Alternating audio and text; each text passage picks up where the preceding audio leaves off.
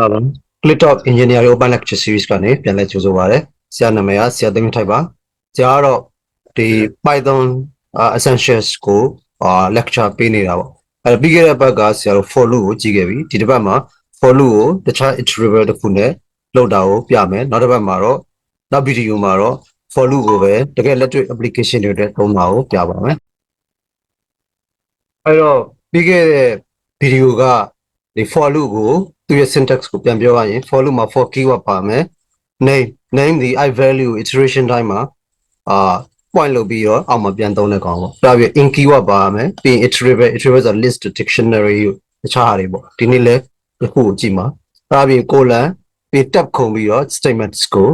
ရေးရုံပဲပေါ့နော်ဒါကတော့ပြီးခဲ့တဲ့ဘက်ကကြည့်ခဲ့တဲ့ for loop ရဲ့syntax ဖြစ်တယ်အဲ့တော့ဒီနေ့ကဒီ Python မှာရှိတဲ့တခြား iterable တစ်ခုဖြစ်တဲ့ range data type ကိုပြောမယ်ပေါ့ဟာနော်အဲ့တော့ range ရင်းနေသည် range ဘာလို့လာလဲဆိုတော့ခဏန်းတွေကိုကိုလိုချင်တဲ့ range ရဖို့ရန်အတွက်ရေးတဲ့ special pattern တစ်ခုပဲပေါ့ဒါပေမဲ့သူဒီ range ဖြစ်တယ်ဖြစ်ပြီးတော့ကြတော့သူ့ထဲမှာတော့ကင်းလုံးတွေကို list တွေလို့ element တွေနဲ့ပြထားမှာမဟုတ်ဘူးဒါပေမဲ့သူ့ကိုပြန်ဖြီမှသူက iterable ပေါ့ပြန်ဖြီမှအဲ့ခဏန်းတွေကိုပြတယ်နော်အဲ့တော့ range ဘယ်လိုရေးမလဲဆိုရင် range of start comma ဒါ comma နဲ့နော်ဆရာတို့ကမက်လက်လဲသုံးတော့ကြတခါတလေမက်လက်နဲ့ရောနေနော် start comma stop comma step နဲ့ရေးပြနော်အဲ့တော့ကိုမှဆိုပါစို့ဒီကိုလိုချင်တဲ့ range က3ညကနေစပြီးတော့10လုံးပေါ့10လုံးဆိုရင်3ညကနေစပြီး10လုံးဆိုတော့ဘာရမလဲ0 1 2အဲ့ဒီကနေတော့ short ရေးသွားဘယ်ထိရမလဲ9အထိပဲရနော်ဘာလို့3ညကနေ9အထိကို10လုံးဖြစ်နေပြီအဲကြတော့3ညကနေ9အထိ range ကိုရခြင်းရင် range of 0,10နောက်ဒီမှာ3ညနဲ့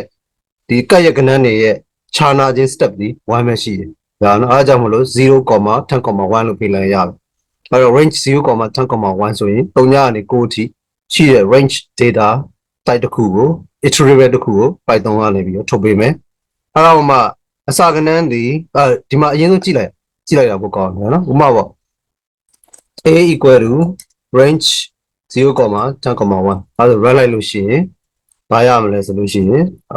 a ပေါ့ print a လုပ်ကြည့်လို့ရှိရင်ဘာပဲရမလဲ a ဒီ range 0,10လို့ပဲပြောင်းဒီထားမယ်နော် range ဒီစောစောပြောရ3ညကနေ9အထိကိုဒီထဲမှာဘာလို့မပြတာလဲဆို range က list တို့လိုမျိုး element ထည့်ထားပြီးအဲ့လိုပြတာမဟုတ်ဘူးသူက range ဆိုတဲ့ data type ကိုအဲ့လိုမျိုးရှိနေတာပေါ့အဲ့ဒါကိုပြန်ပြီးတော့ဒီ iterable ဖြစ်တဲ့အတွက် for loop လိုဟာမျိုးနဲ့ပြန်ပြီး unpack လုပ်ရင်ဘာရမလဲဆိုလို့ရှိရင်သူ့ရဲ့0 to 9ကိုမြင်ရမယ်ဟုတ်တယ်နော်ဒါဆိုရင်အခုတစ်ခါလေးကြည့်အောင်ဒါဆို for loop ရဲ့ syntax ကိုမင်းတို့လည်းပြောထားပြီးသားဆိုသိတယ်အဲဆိုဘာရေးမလဲ for name ကကိုကြိုက်တာပဲလောလောဆယ် I လုပ်ပေးမယ်ဆိုပါလို့ for I in iterable range iterable ဖြစ်တယ်အဲ့ဒီမှာတန်းထည့်လို့ရတယ် range 0,10,1 ကိုလည်းလောလောဆယ် simple ပဲလုပ်ကြည့်အောင် print I ကို print ထုတ်မယ်ပေါ့အဲဒီကောင် run လိုက်လို့ရှိရင်ကြတော့အဖြစ်သွားပြီလေ unpack လုပ်ပြီးဖြည့်ပြီး range ဒီ0ကစပြီးစောစောကပဲပြောထားတယ်90လာမယ် step 1ချမယ်အဲကြောင့်ဒီမှာ0ပြီးတော့ step 1ချတော့1 2 3 4 so on ပဲဒီလဲ90 3ညကနေ9ဒီ10လုံးရှိပြီးသားဖြစ်တဲ့အတွက်0 to 10ဒီ90ပဲရောက်မယ်အဲကြောင့်ဆရာတို့က Python မှာအလွယ်မှတ်ချင်ကိုလိုချင်တာတဲ့ဒီ range ကိုတစ်ခုအမြဲတမ်းပါပြင်မယ်ပို့ပေးမယ်ဒါနော်အဲ့တော့ဒါဒီအရှင်းဆုံးပဲဆရာတို့ပြန်ပြောရရင် range ထဲမှာ0 to 10 1 step ချလိုက်ရင်0ကနေ90ကိန်းနေရမယ်အဲ့ဒါကိုဖြည့်ချင်ရင် for I in range 0,10လို့ပြောလိုက်ရပြီဟုတ်နော်အဲ့ဒါပုံမှန်အဖြစ်ဘယ်ချိန်မှာသုံးလဲဆိုဆရာတို့ရဲ့ loop ကိုဒီ range ကိုသုံးပြီးတော့ထိန်းရင်အဲ့တိုင်းသုံးတာပေါ့ရနော်အဲ့ဒါမှဆရာတို့နောက်တစ်ခုထပ်ကြည့်အောင်အကယ်၍ဆရာတို့ရဲ့ဒီက start value ဒီ3ညဖြစ်ခဲ့ရင်ထည့်မရေးလိုက်ရတယ်နောက် start value 1ဖြစ်ခဲ့ရင်လည်းထည့်ရေးစရာမလိုဒါကြောင့်မလို့3ညကနေ9ထိလို့ချင်းဘယ်လိုတိုင်းရေးလိုက်လို့ရလဲဆိုတော့ range 10လို့ရေးလိုက်ရတယ်ဒီထားမယ်နော်အမြဲတမ်းသူကဘယ်ပဲစားမလဲ3ညကနေပဲစားအဲဆိုခုဒီနေရာမှာ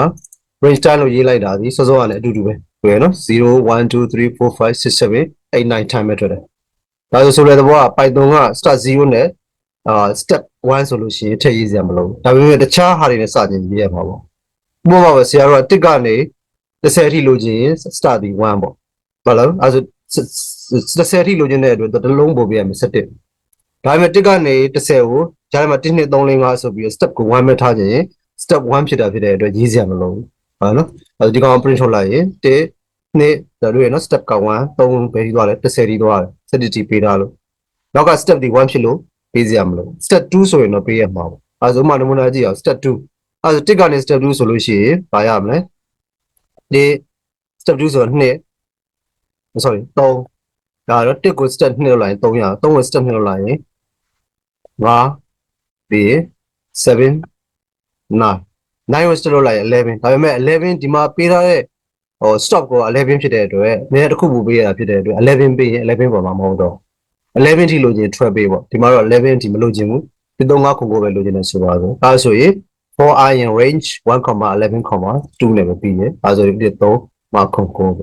ဒါနော် so it's very simple အဲဆိုစုံစမ်းနေလိုချင်တယ်ဆိုပါဆိုဘာလုပ်မလဲနှစ်ကနေစမယ်11ထိ2အဲဆိုဘာလဲ2 4 6 8 10တွေ့နော်10ထိရောက်လာတယ် right so that's it အဲ့ဒါဒီ number မှာsorry number အောင်ဖြစ် Python မှာ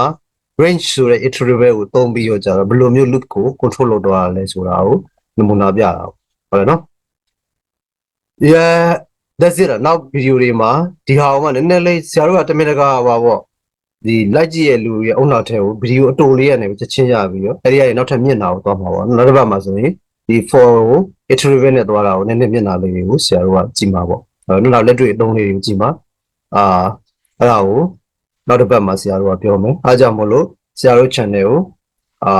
ကိုဆက်လက်ကြည့်ပြီးတော့ like ပြီးလေ့လာကြဖို့နောက်ပြောစရာဒါမှမဟုတ်ဆွေးနွေးစရာတောင်းဆိုစရာမေးခွန်းရှိရင်အောက်မှာ comment ရေးပေးဖို့ရယ်ဒီ channel ကိုခုမှစကြည့်နေတဲ့လူတွေ Python essential full playlist ကိုကြည့်ကြည့်ဒီအပေါ်က